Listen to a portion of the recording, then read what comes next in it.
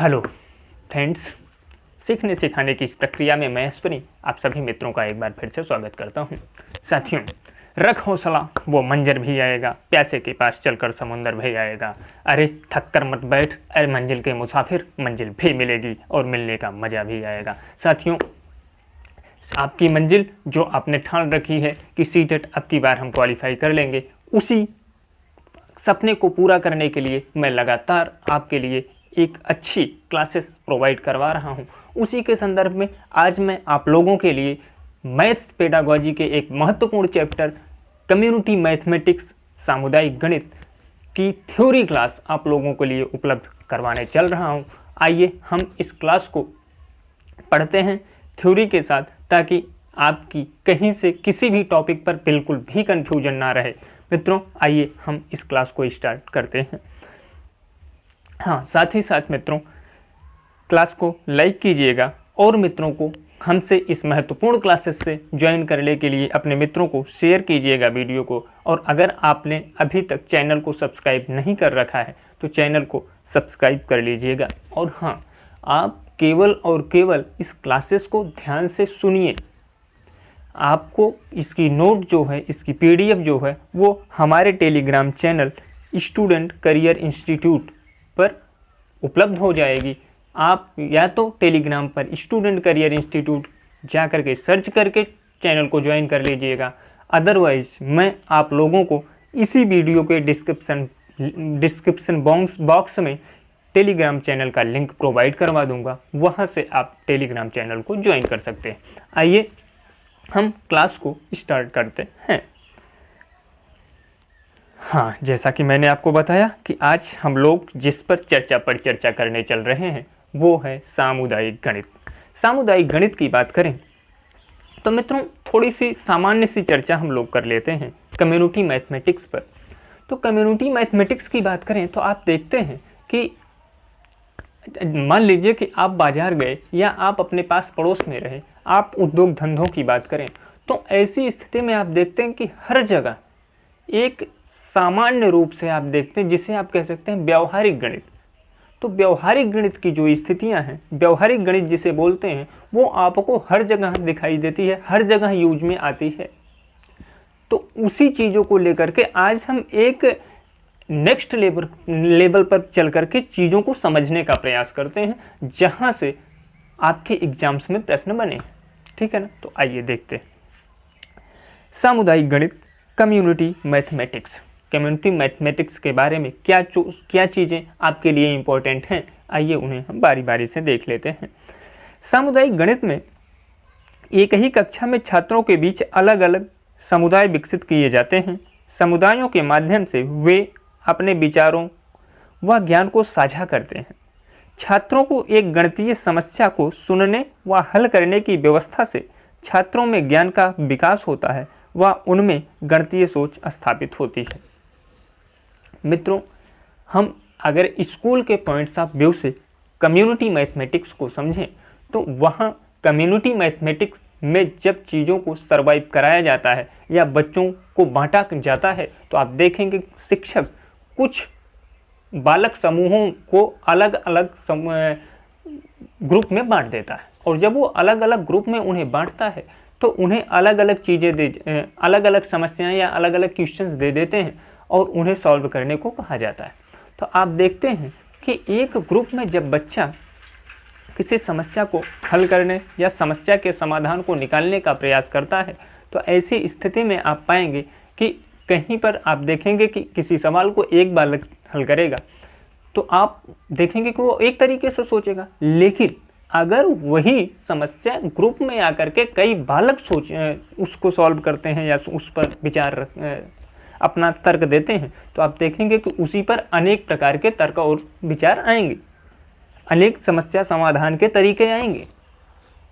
तो ये है आपके बात करूं कम्युनिटी मैथमेटिक्स का लाभ। और विद्यालय के परिप्रेक्ष्य में यही किया जाता है शिक्षकों द्वारा कि बच्चों को क्या करते हैं, ग्रुप में बांट करके उन्हें अलग अलग कर दिया जाता है और उन्हें ग्रुप के अकॉर्डिंग समस्याएं या सवालों को प्रोवाइड कराया जाता है और उनसे उसकी समस्या के समाधान के बारे में पूछा जाता है और जाना जाता है। ठीक है ना? आइए कुछ चीज़ें और हैं उन्हें भी देखते हैं। है कि सामुदायिक गणित की विशेषताएं यानी कैरेक्टरिस्टिक्स ऑफ कम्युनिटी मैथमेटिक्स, ठीक है ना। कम्युनिटी मैथमेटिक्स की आइए कैरेक्टरिस्टिक्स की बात करें तो इसमें जो है वो चीज़ें आपको कैसे हैं, इसकी क्या विशेषताएं हैं, उसके बारे में हम आपको स्टेप बाय स्टेप बताते हैं। इसकी विशेषता की बात करें तो वो है मित्रों सूक्ष्मता। पहली विशेषता की बात करें तो पहली सूक्ष्मता की बात करें तो पहली सूक्ष्मता जो है वह यह है कि यह समस्या का विवरण, समस्या को सुलझाने की विधि व इसकी सटीक गणनाओं को दर्शाता है। अगर बात करें सूक्ष्मता की, ध्यान दीजिएगा, आपसे प्रश्न पूछा जा सकता है कि गणित के कैरेक्टर, कम्युनिटी मैथमेटिक्स के कैरेक्टर की बात की जाए तो यहाँ आपसे पूछा जाएगा कि सूक्ष्मता जो शब्द है इससे क्या मतलब है। तो सूक्ष्मता के शब्द से मतलब की बात करें तो इसमें जो होता है सूक्ष्मता में यह समस्याओं के विवरण, समस्या को सुलझाने की विधि व इसकी सटीक जानकारी को या गणनाओं को दर्शाता है, ठीक है ना। आइए नेक्स्ट पर चलते हैं। नेक्स्ट की बात करें तो पूर्व धारणा है, ठीक है ना, पूर्व धारणा है। और पूर्व धारणा के बारे में बात करें तो पूर्व धारणा जो है मित्रों वह है यह गणितीय समस्या का विवरण दिखाता है, ठीक है ना, और यह बताता है कि इस समस्या का समाधान कैसे किया जाए। ठीक, जैसे मान लीजिए कि कोई सवाल आपको दे दिया गया, कोई क्वेश्चन आपको दे दिया गया है, ठीक है ना, तो उससे संबंधित जो भी जानकारियां हैं वो आपको पूर्व धारणा बताती है, ठीक है ना। इस समस्या का समाधान कैसे करना है, इस तरीके को जो है वो आपकी पूर्व धारणा समझाती है। ये सीक्वेंस में भी आपसे पूछा जा सकता है। कैरेक्टरिस्टिक्स की बात करें, कम्युनिटी मैथमेटिक्स के कैरेक्टरिस्टिक्स की बात करें तो ये चीज़ें आपको सीक्वेंस के रूप में भी पूछी जा सकती हैं और सीधे सीधे वो आपसे पूछी जा सकती हैं कि मान लीजिए कि सामुदायिक गणित की वह कौन सी विशेषता है जिसमें आप जो हैं वो गणितीय समस्या का विवरण जानते हैं तथा साथ ही साथ उस समस्या के समाधान को कैसे करें उसके बारे में बताते हैं। तो ऐसे अगर वो आपसे क्या नाम है पेडागोजिकल मेथड से क्वेश्चन बनाया और पूछा तो इस तरीके से चीज़ें दे देगा और आपको फिर ऑप्शन दे देगा कि ये अस्पष्टता है कि या पूर्व धारणा है या ये आपका विस्तार है। ये चीज़ें ऑप्शन से दे करके और आपसे प्रश्न पूछ सकता है, ठीक है ना। तो ये चीज़ें अगर आप जाने रहेंगे तो आप आसानी से अपने प्रश्न का जवाब दे पाएंगे। आइए देखते हैं, नेक्स्ट है अस्पष्टता। मित्रों, अस्पष्टता की बात करें तो अस्पष्टता बताता है कि पाठक किस तरह समस्या को हल करता है, ठीक है ना। आप किस तरीके से प्रश्न को हल करते हैं, यह चीज़ या इस चीज़ के लिए जो शब्द प्रयुक्त तो होता है कम्युनिटी मैथमेटिक्स में, उसे हम अस्पष्टता कहते हैं, ठीक है ना। आ जाइए इसके बाद सशक्त तर्क, यानी तर्क के साथ या मजबूत तर्क के साथ कह सकते हैं। क्या है देख लीजिए, यह गणितीय उदाहरणों के बीच संबंध बताता है जिसमें उनके समाधान भी होते हैं, ठीक है ना। संसक्त तर्क की बात करें तो ये मेथड जो है, ये कैरेक्टर जो है वह यह बताता है कि उदाहरणों के बीच संबंध कैसे स्थापित किए जाएं या कैसे होते हैं, या उदाहरणों के बीच जो संबंध है वो हमें क्या बताते हैं। ये चीज़ें जो है वो संसक्त तर्क से हमें मिलती हैं। फिर बात करते हैं विस्तार की, पांचवें कैरेक्टर की, कम्युनिटी मैथमेटिक्स में, है ना मित्रों। तो कम्युनिटी मैथमेटिक्स में पांचवें कैरेक्टरिस्टिक्स की बात करें तो वो है विस्तार। और विस्तार से हमें यह पता चलता है कि यह गणितीय विचारों और रणनीतियों के उचित और महत्वपूर्ण गणितीय विवरणों के साथ औचित्य को दर्शाता है, ठीक है ना। यह एक शिक्षक का जो है वो क्या नाम है गणितीय विचार की बात करें या शिक्षक द्वारा कौन सी रणनीतियाँ अपनाई जाती हैं, इन सब चीज़ों के बारे में जो हमें कम्युनिटी मैथमेटिक्स में कैरेक्टरिस्टिक्स की बात करें जो कि विस्तार है उसके अंतर्गत सम्मिलित किया जाता है। आइए मित्रों, ये क्लासेस जो आप लोगों को डेली बेसिस पर प्रोवाइड करवाई जा रही हैं ये आपके सीटेट एग्जाम्स में बिल्कुल रामबाण साबित होंगी, क्योंकि ये वो कंटेंट आप लोगों के लिए सेलेक्ट किए जाते हैं जो कि कभी ना किसी रूप में आपके सीटेट एग्जाम्स में पूछे गए हैं। मैंने इन चीज़ों को पहले तो इसे रीड किया, रीड करने के बाद चीज़ों को कैटेगराइज किया और उसके बाद बिल्कुल निचोड़ पॉइंट्स को लेकर के आप लोगों के सामने आता हूँ। अगर आप इस क्लासेस को लगातार कंटिन्यू क्लासेस के साथ बने रहें तो आपका सीटेट का एग्ज़ाम चुटकियों बजाते हुए निकल जाएगा, ये गारंटी है हमारी। आइए बात कर लेते हैं कि सामुदायिक गणित जो है उसका सामुदायिक जीवन में गणित का महत्व क्या है, या सामुदायिक गणित का जीवन में महत्व क्या है। ठीक है ना, दोनों रूपों में आप देख सकते हैं कि कम्युनिटी मैथमेटिक्स का आपकी लाइफ से क्या संबंध है। ठीक है ना, उस चीज़ को आप समझ लेते हैं। सामुदायिक जीवन में गणित का महत्व, या ठीक है, चीज़ें दोनों तरीके से आप देखेंगे, सेंस वही निकलता है। क्या है, आइए देख लेते हैं। मनुष्य एक सामाजिक प्राणी है, ठीक है ना, तथा उसका जीवन एक दूसरे के परस्पर सहयोग पर निर्भर करता है। बिल्कुल, अगर व्यक्ति सामाजिकता से जुड़ा हुआ है तो वह जिसके साथ कनेक्ट होता है वह एक दूसरे की मदद करते हैं, एक दूसरे के साथ रहते हैं। ठीक है ना। फिर कह रहा है सामाजिक जीवन यापन करने के लिए गणित के ज्ञान की अत्यधिक आवश्यकता होती है, क्योंकि इसमें भी लेन देन, व्यापार आदि व्यवसाय गणित पर ही निर्भर हैं।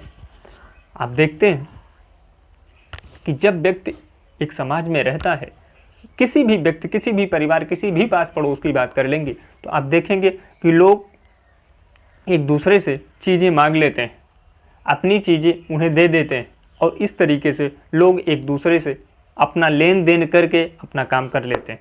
ठीक है ना।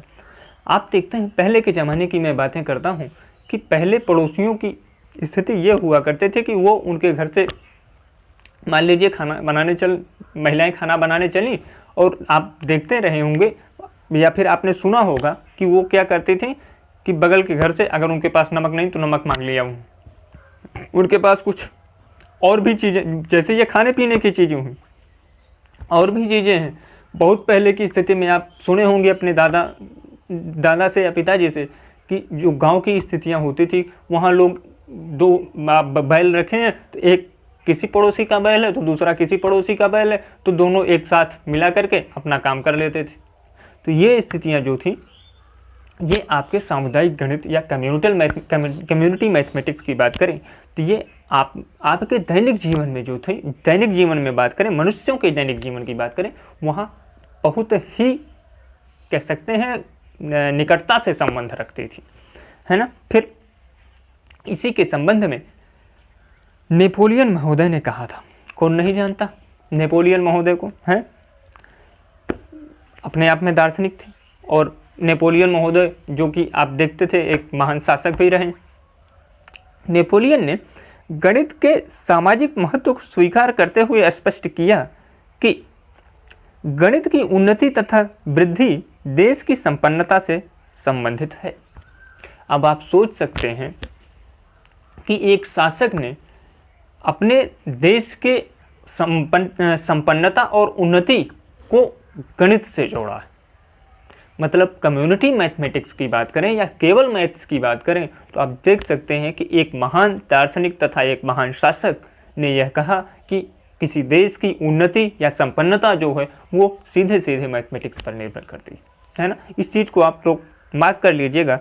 हो सकता है कभी किसी एग्जाम में ये पूछ ले आपसे कि गणित की उन्नति तथा वृद्धि देश की संपन्नता से संबंधित है, यह किस महान व्यक्ति, किस दार्शनिक या किस शासक का कथन है, तो आप तुरंत जान पाएंगे कि ये नेपोलियन का कथन था। आइए कुछ चीज़ें और भी हैं, उसे भी देख लेते हैं। इस प्रकार समाज की उन्नति को उचित ढंग से समझने के लिए ही नहीं बल्कि समाज को आगे बढ़ाने में भी गणित की मुख्य भूमिका रही है। वर्तमान में हमारी सामाजिक संरचना इतनी वैज्ञानिक एवं सुव्यवस्थित नज़र आती है जिसका श्रेय भी गणित को जाता है। मित्रों, ये थ्योरेटिकल बेस्ड पेडागॉजी पोर्शन होता ही है, तो थोड़ा सा समय दीजिएगा इस पर। हो सकता है आपको बोरिंग लग सके, लेकिन मित्रों ऐसे इन चीज़ों को जब आप कॉन्सेप्ट बेस्ड विथ एग्जाम्पल समझने की कोशिश करेंगे तो ये चीज़ें आपकी माइंड में हमेशा के लिए अस्थायी हो जाएंगी, स्टेबल हो जाएंगी, और तब आप इनसे संबंधित आप देखते हैं कि एप्लीकेशन बेस्ड ही क्वेश्चंस जो हैं वो बनते हैं सीटेट में। तो आप इन चीज़ों को अगर सुने रहेंगे, पढ़े रहेंगे एक बार, तो आप जब प्रश्नों को आपके नज़र के सामने आएगा तो सीधे आप वहाँ क्लिक, आपका माइंड वहाँ क्लिक कर जाएगा और आप अपने उस प्रश्न का सही उत्तर आसानी से दे पाएंगे। तो देखिए इसमें जैसे इन्होंने कहा कि वैज्ञानिक सुव्यवस्थित नज़र, आपकी सामाजिक संरचना इतनी सुव्यवस्थित एवं क्या नाम है वैज्ञानिक नज़र आती है, इसका कारण क्या है? तो आप अगर चीज़ों को पढ़े रहेंगे तो आसानी से आप दे पाएंगे, है ना। आइए आगे चलते हैं। ये मित्रों ये पेज जो आप पढ़ने चल रहे हैं इसे स्टेप बाय स्टेप इसी प्रकार से अपने माइंड में बैठा लीजिएगा, क्योंकि ये चीज़ें आपसे सीक्वेंस के रूप में पूछी जा सकती हैं और पूछी गई हैं सीटेट एग्जाम में, ठीक है ना। तो इसे बिल्कुल हूबहू एक सीक्वेंस में अपने माइंड में बैठा लीजिएगा। आइए देख लेते हैं वैज्ञानिक दृष्टिकोण से संबंधित मूल्य और गणित क्या है, देखते हैं। सामान्यतः गणित की समस्या को वैज्ञानिक ढंग से हल करने के लिए निम्न पदों का प्रयोग किया जाता है। कहते हैं कि वैज्ञानिक ढंग से समस्या को हल करने का क्या क्रम हो सकता है या किस तरीके से कर सकते हैं, यही चीज़ें आपके सामने हैं। ये 5 पॉइंट्स आपको दिए गए हैं और इसे एक सीक्वेंस में के रूप में आपको याद रखना है, क्योंकि हो सकता है कि आपके एग्जाम में यही सीक्वेंस दे दिया जाए। हो सकता है कि आपके एग्जाम में ये पूछ दिया जाए कि कौन सा तरीका समस्या को हल करने का वैज्ञानिक ढंग है, ठीक है ना। तो ये दोनों पॉइंट्स आपसे पूछे जा सकते हैं। दोनों तरीके के प्रश्नों को सॉल्व करने के लिए आपको ये ध्यान रखना हो, आपको ये पांचों चीज़ें एक सीक्वेंस के रूप में याद रखनी होगी। आइए देख लेते हैं क्या क्या है। पहली है समस्या क्या है। भाई आपको अगर किसी समस्या का समाधान करना है तो सबसे पहले आपको जानना होगा ना कि आपकी समस्या क्या है, ठीक है ना। फिर क्या है क्या ज्ञात करना है तथा उसके उद्देश्य क्या है। जब आपको समस्या मिल गई तो आपको ये पता होना चाहिए कि उस समस्या में आपको ढूंढना क्या है, करना क्या है, इस समस्या का उद्देश्य क्या है इसके हल करने का, है ना। फिर है समस्या पर चिंतन करना।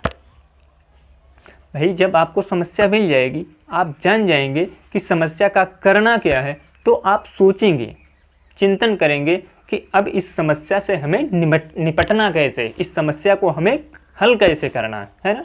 तो चिंतन करेंगे। फिर क्या है प्राप्त परिणामों की अन्य परिस्थितियों में जांच करेंगे। चिंतन करने के बाद आपको जो परिणाम मिलेगा उसे अन्य परिस्थितियों के साथ क्या करेंगे, उसकी जांच करेंगे, तुलना करेंगे, जांच करके ये निष्कर्ष निकालने का प्रयास करेंगे कि क्या जो हमने हल निकाला है वो सही है या गलत तो नहीं हो गया। फिर नेक्स्ट की बात करें, जो परिणाम सही सिद्ध हो उन्हें नियम मान लेना चाहिए या मान लेते हैं। अगर आपने जैसे मान लीजिए हम आ जाते हैं पाइथागोरस प्रमेय पर, ठीक है ना। पाइथागोरस प्रमेय की बात करें तो पाइथागोरस प्रमेय में आप देखते हैं कि पहले उन्होंने क्या किया, एक समकोण त्रिभुज ले लिया, ठीक।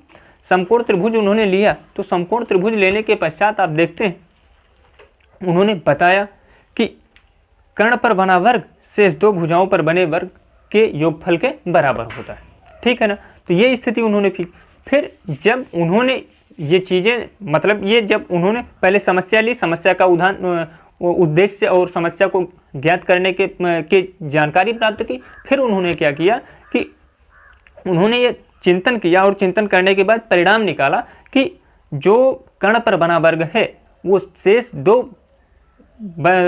दो भुजाओं पर बने वर्ग के योगफल के बराबर होता है। तो ये चीज़ें जब उन्होंने निकाला और इसे सिद्ध किया, जाना, तो आप तब बाद में आपने ये चीज़ों को देखा कि ये जो है एक नियम बन गया, ठीक है ना। इसे पाइथागोरस महोदय ने सिद्ध कर दिया और ये एक नियम बन गया।